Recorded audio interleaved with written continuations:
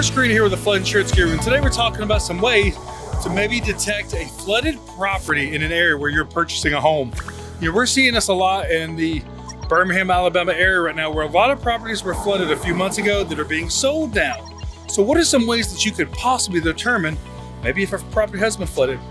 Go back and look at news reports about areas that had flood issues back maybe in October 2021, even before. Now take a look at some of these properties that may have been majorly renovated over the last few months.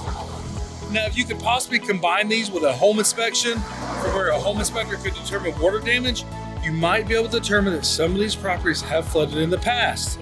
Also, ask for a disclosure if a property has ever flooded before. This is very important, especially when it comes to rental properties where people may have never lived there.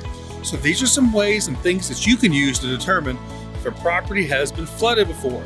So if you've got questions about understanding flooded properties, how to buy flood insurance on properties that have flooded before, or understanding long-term what the impacts will be, click below to visit our website, floodinsuranceguru.com.